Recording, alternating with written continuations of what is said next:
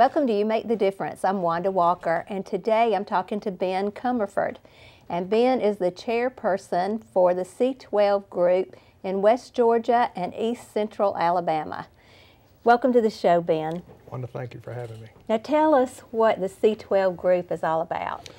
Well, the C12 group is a executive roundtable for Christian business owners, presidents, CEOs. It really represents a diversity of industries and backgrounds from its members. We typically gather in groups of 8 to 14. As the name would signify, C12, we really try to drive towards 12 members. Obviously, the Lord thought there was balance in 12, That's right. So we rest that there is 2. But it starts kind of at groups 8 to 14, meeting once a month, really throughout the day. And it's really a day to get away, work on the business, not really in the business. Yes. Okay, so it is America's leading CEO forum for building great businesses for a greater purpose. Tell me what that means. Well, look, I'll kind of explain a little bit about how we got started. The group was founded in 1992 by a man named Buck Jacobs, who, having been a successful CEO of several different companies, recognized that there's a special set of needs that every believer has, and even more so believers who happen to own businesses. As believers, we're called to live one life. And there's a tendency, whether it's been from social pressure or the increasing secularization of society, to develop a faith persona, a family persona, and a business persona. And what C12 attempts to do is to encourage business owners to have to step into their freedom, that they really can live one life under the lordship of Christ.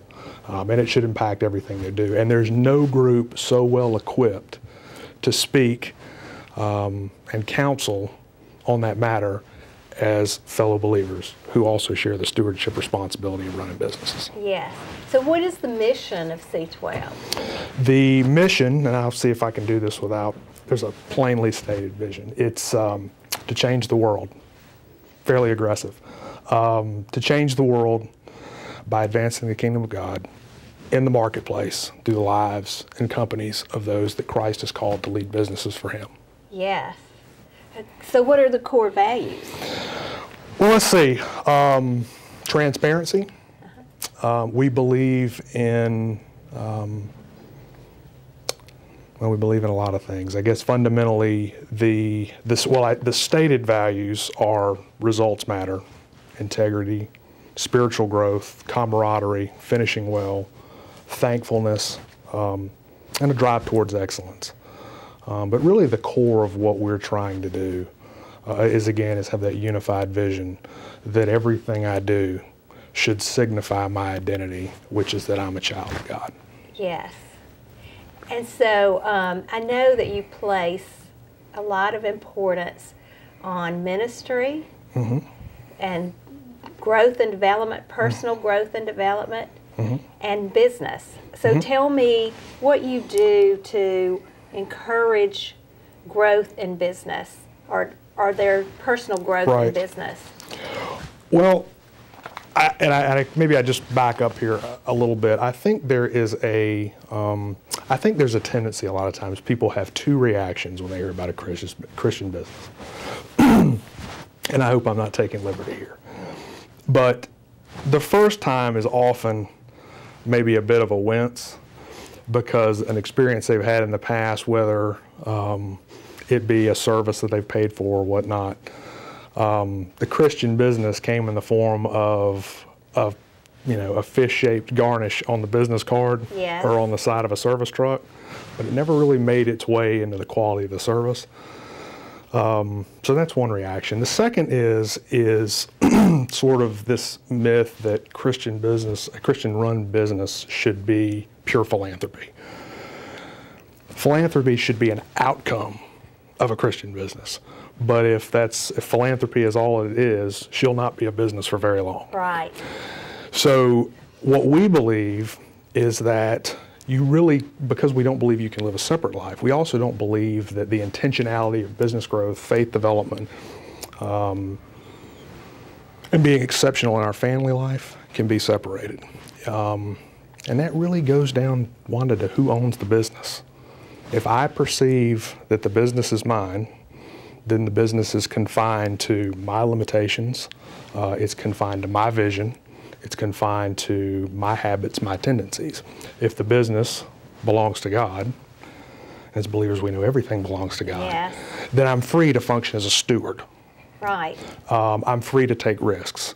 I'm free to spend my time investing in my people because it's more than about me.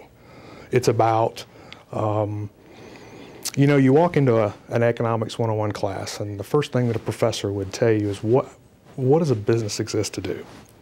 And the classic Econ 101 answer is that a business exists to maximize shareholder value. And I would agree with that. Yeah. If the business belongs to a man. Right. But if the business is God's business, and if we just, and that's really a matter of, I mean it is, it's just a matter of recognition, then there's no advancement in ill-gotten gain. He'll take no glory from that. Right. If I'm a Christian business, the first thing that I have to do is I have a responsibility, a passion, an obsession for serving my people well. Because what I am more than anything is a leader. So if I don't model how to serve through the way that I treat my people, I can have no expectation that they're going to model that for my customers. And it really hinges on that point because it's either the shareholders, there's a big difference between the term shareholders and stakeholders. In a Christian-owned business, if a business belongs to God, the stakeholders are the employees. They are the families of the employees. They are the customers. They are the vendors. They are the community. They're every entity and element that business comes in contact with. Yeah. And if we're going to do that, we have to be obsessive about providing value and meeting needs. And the great irony is this: there is no place where I am more aware of the needs that are around me than when my knees are bent, my eyes are upward, and my concern is outward. Yes. Talk about that just a little bit more. What does that mean? Give me an example of that in your life. Well, I think, you know, one of the forgotten elements, and as the church has grown in time and as it's gone on, I think we think that the basic faith message is more sophisticated than it ever was. You know, Scripture tells us that you know, God is the same yesterday, today, and tomorrow. Right. And ironically, the times when I receive the most direction, where I have the most discernment, the times when I make the wisest decision, where my decisions are more based on the betterment of other people, are the times when I'm in prayer. Yeah. And it may not be about that thing. I may be today, you know, humbled, praying for, you know, somebody's mother that's sick, or, you know, a child that's stricken with an ailment, and he'll give me an answer about something I asked him for 5 years ago. Yeah. But it creates a forum, and he's not restricted by that, but for whatever reason, he seems to delight in that humble place and giving us discernment. Yeah. You talk to him, he talks to you. That's right. And I said, he doesn't, you know, and I don't mean to be dogmatic, but he doesn't need us, but he delights in using us. Yes. I think we miss that a lot. Yeah. And so, you know, that doesn't change within the context of business. As a matter of fact, one of the reasons we exist is to encourage and free business owners to understand that. You're not called to give it away. You're called to manage it exceptionally. Yes. I want to ask you about something that you said, that when the business is the Lord's, then you are freer to take a risk. Mm-hmm. Tell me what you mean by that. Well, as in anything else, if I perceive my business as mine, and a lot of people say, well, you're getting into semantics. I think there's a fundamental difference here. If I perceive that my business is mine, then the mindset with which I conduct business is solely focusing on enhancing my bottom line. Right. And when I take that viewpoint, I really struggle with bringing in a consciousness about the fact that I need to be cultivating relationships with the people that are there. And it's very easy for me to view my business as terminable with me. Right. So there is nothing grand about my business. It becomes limited to me. Whereas if it's his, there creates a responsibility for succession. Because my concern then becomes about my people. If I go outside tomorrow and I get hit by a bus, if my business is only about me, then what happens to all the people that have been here? You know, but if this business is his, then it becomes a concern for everybody that's here. My business exists to maximize the ability, the freedom of the administrative folks, so the salespeople. Yes. You're really not tapping into the maximum capability of your business unless you are focused on the people within your business. And that only comes, or it comes certainly more rapidly when you recognize that this doesn't belong to me. Yes. It just creates so much more freedom to be a steward than if it exists simply for me until I die and maybe Junior takes it over. Yes. And that, you know, that can play over into like ministry, you know, a ministry sure. that you have, or an organization that you help run that's not business, but maybe a nonprofit, those kinds of things. That's really good. I like that. And I wanted to ask you also, what happens at a meeting on a monthly basis? Okay. Well, that's a good question. It's 9 to 4. Yes. We really try to set it in a place so it's like kind of one of the old colloquialisms, you know, if the good Lord willing, the creeks don't rise. Yeah. We'll be there. So, and we feel like he is willing, and right. the creeks aren't going to rise, right? So I have a group that meets in Columbus at Green Island Country Club down there from 9 to 4. It's on the third Tuesday of the month. And it's always on the third Tuesday of the month, so you can put it on your calendar. Yes. It's 10 years from now. That's when it is. If we're not in glory, we'll be down there. Yeah. And then the Noonan group meets on the second Thursday at Noonan Country Club. The way C12 is set up, it's in a geographic territory. So I have stewardship of kind of an odd-shaped territory. I go up to Rome. I kind of come down and go through the middle of Atlanta. So I have responsibility for Midtown, downtown, over to Decatur, kind of down to Macon, south of Columbus, and then 4 counties in eastern Alabama, Chambers, Lee, Russell, and Macon County. I really go all the way over to Tuskegee. So when I set out, I tried to put these groups in geographic proximity so no business owner would have to drive more than about 45 minutes. And I think that's important, even though it's one day and they really it needs to be a work Sabbath. You know, I try to encourage the guys that, you know, the day you have C12, take your children to school. Go have breakfast with your kid. Don't go to the office. Yes. You need to be out of your business working on it today. Today's a 10,000-foot day. Take your kids to school. Have a standing date. If it's a male member, have a standing date with your wife. I actually have some female members. You and your husband go out on the night of your C12. Let that be a day where you really concentrate on the things in your life that matter. Yes. If you do that, the business will take care of itself. Yes. So in the business meeting, tell me what that's like to have 12 members who are either owners or executive officers in the business sit around the table and begin to discuss things. Well, and I failed to answer your question. I'm bad about that, Wanda. You gotta keep me in check. We get together at 9. We'll kind of have a time of fellowship in the morning. The day is really underpinned by a devotion, and it'll drive the business segment. We'll have an intentional about an hour long, and you know, there's MBA level business content in this. I mean, it's written by guys that are led Fortune 500 companies. It's very well done. So we'll have an intentional business development time, and then we'll have a business as ministry time. So they're in concert with one another. We'll break bread together, have lunch in-house. So there's no needing to scurry around. And then we come out of lunch, we go into core business presentation.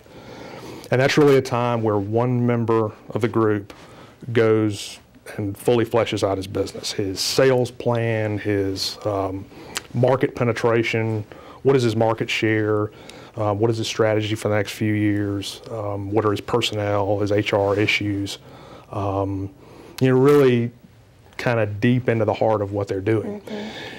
And because of that, as you would imagine, you get into a relatively high level of confidentiality. Right. And that's really one of the cardinal ethics of C12 is that confidentiality, violating that is a non-starter. And it has to be that way. I wouldn't say we ever offer a prescription, but I can't offer you a suggestion about the kind of time you should invest in developing this sales plan if your marriage is a grease fire. You need to be at home attending to that. Yes. Before, so I can't offer you biblical counsel if I don't know the fullness of what you're dealing with. So because of that, there's got to be this, and if you violate that, you're gone. And it has to be that way. Yes. People have to have the ability to really just put it all out there, because that's when you have a chance to discern and to bore down on what are the real issues within this business. Because I'll tell you, a lot of times, and I've seen it happen. I was visiting a group in Charlotte. There was a guy giving his presentation. He had about a $250 million a year business. Very successful man, godly man. Yes. And he's going on and he's making his presentation to the group. And there was a guy at the end of the table, and he was about 28 years old, and he owned his own auto clinic. Pipes up. He says, "Sir, that's not what your problem is." And the guy hesitates and he says, your problem is you have a family member that's out of position. And the guy stood there in sort of stunned silence. And he said, "You know what, you're right, I do." And he said, "I just haven't known," because it was a friend, "I haven't known how to do this." Yes. But nobody up to this point had had the courage to love him enough to tell him the truth. And that's really the beauty of the group, is it's, that there's nobody, there's no equity stake. We're a lot of board of directors, you get in there and people have this confused loyalty. They may or may not have an equity stake in your company. They may or may not have a business background. When you get in the pure sense of brothers and sisters around the table that have business discernment, a genuine care and concern from each other, and they have no interest in your company other than a passionate desire to see you succeed. Right. Man, good things happen. Wow. I mean, really, really good things happen. Yeah. It's unpredictable. I mean, everybody needs that, don't they? Sure. Whether they're in absolutely. business or not, a circle of people who love you enough to support you and help you and tell you when things aren't right. And That's right. yes, that's awesome. Well, tell me how you got involved in C12. Well, I had heard of executive roundtables before. I had kind of in a sort of a tertiary outside of the pale, had been involved in a couple. I didn't know that it existed within a Christian framework, and I'll be honest with you, I've kind of bought in and for much of my career that, you need to live your faith, not necessarily talk about your faith. Which, if you had to choose between the two, you'd be better off living your faith than just talking about your faith. But we're sort of, that really cheats the fullness of it. But so I was a little susceptible. I was skeptic when I heard about this the first time. I thought it was an unbelievable concept, but the first thing that came to my mind is, the gospel's free. I am not interested in peddling religion. Matter of fact, that kind of gives me the heebie-jeebies. Yes. There was something stirring in me about that, and I spent a lot of time praying over it. And it was something that I wanted Nicole to be on board with, because it was going to be a life change. It functions as a business. It was going to be a new business endeavor. We're going to kind of be diving off into that. I wanted it to be a calling, and it has to be. You do take on, even whether you ask for it or not, you take on a little bit of priestly duties. I have had guys tell me stuff I wasn't prepared to hear. Yes. But they felt comfortable talking with me about it. So I spent about 8 months 30, 40 interviews. I was actually down the road on a different type of business that I thought I really wanted to do, and he sort of stopped me in my tracks.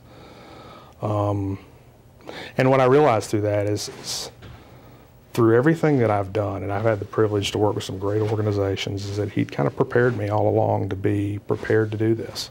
I am an encourager by nature. Yes. I don't have a lot of gifts in my gift basket, but I do have that. I really enjoy seeing people just strive for excellence. And sometimes I can't believe I get to do this. It's really been one of the delights of my life. Yes. Just seeing guys just absolutely transformed. Marriages healed, relationships reconciled, and we've only been doing this 8 months. Wow. It's just really been some incredible stories Yes. of faithfulness and just how faithful he is to us. Yes. And so were you part of a C12 group? No, I'd been, again, a terrible job of answering your questions. I'd kind of been on the periphery. I had a friend of mine who was in the logistics business, and he had been to a group up in North Atlanta, and there's another chair up there who's now one of my, I guess my partners in the cadre. And he called me and said, "Man, this is one of the coolest things I've ever seen. You got to check this out." And I said, "Bruce, the guy's name is Bruce." And I said, I don't know. I said, that sounds weird. So, I was skeptical. So I checked it out, and just over time, he just hit me over the head. I mean, there was little doubts exactly what he wanted me to do, and it makes a lot more sense now. So there's a very long vetting process. I mean, they wouldn't have, they wouldn't have considered me if I hadn't had a fairly substantial and diverse business background. Right. But they were a lot more concerned in vetting me on my faith experience and where I stood on that. And I thought I was a fairly mature believer, and what I realized, I was a babe then. I'm a growing babe now. But I have a great privilege in doing this. So there's been a lot of fruit.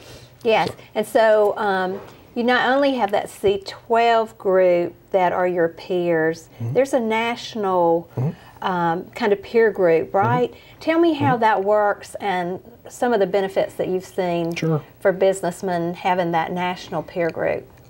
Well, by the nature of the C12 group on a local level, C12 is a corporation that's based out of Greensboro, North Carolina. It's actually started in Central Florida by Bug Jacobs, as I mentioned. But it's just grown by like wildfire, and it's kind of taken on that one-to-one discipleship. If you look at like a lot of the churches around the world where they're growing most rapidly, it's on a one-to-one basis of people just sharing faith. And that's how it's grown within our organization. But you've had, over the course of the last 20 years, some just incredible people that have been drawn to this organization. So at the upper level, the corporation really exists to facilitate and support the chairs in the field. So chairs function from a business standpoint, we're all independent. But the materials are consistent. The message is consistent. We sharpen each other. Yes.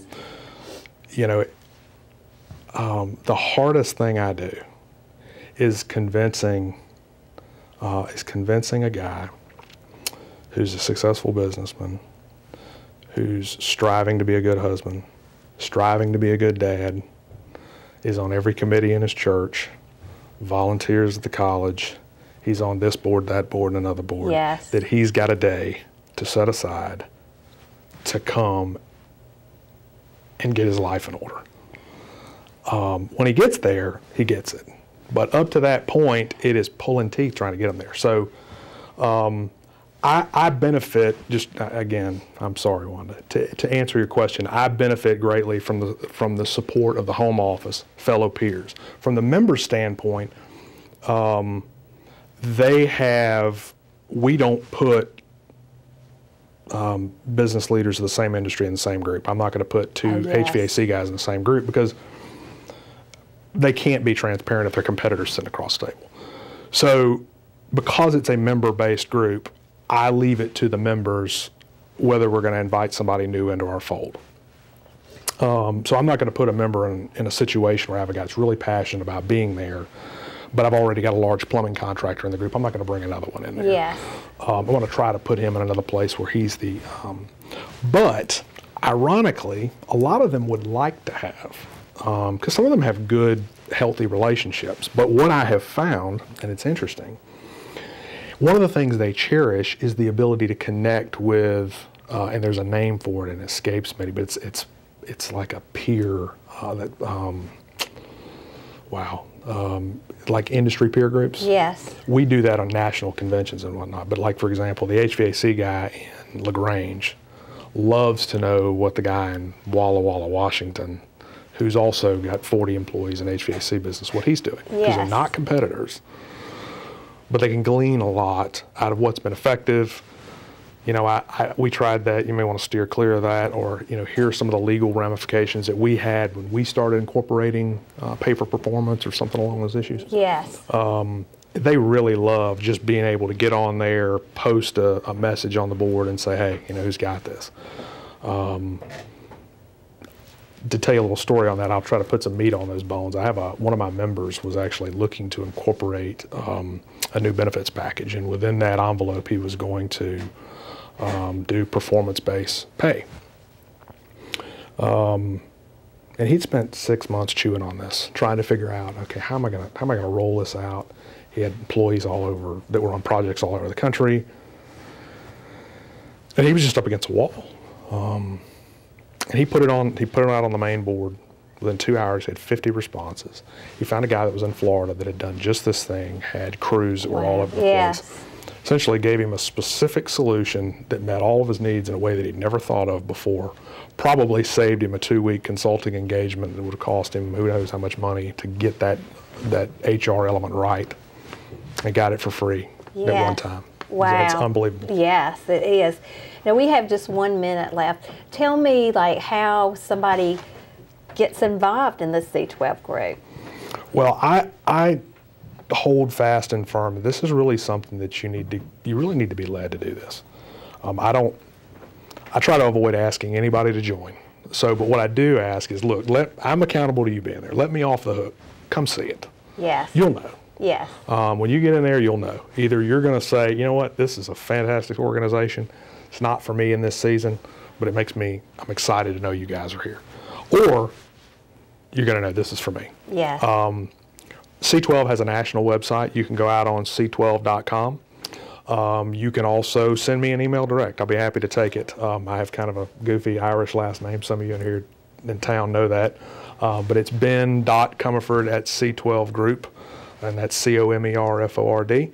And then I have a goofy website that comes right to my practice, and it's C12 Wajika, which is West Georgia, East Central Alabama, WGECA.com. Well, thank you, Ben. And I'll be happy to take it out of the way. That's been very interesting. Always enjoy seeing you. And I know you have enjoyed hearing how God is working in business. Thank you for watching You Make the Difference. We'll see you next week.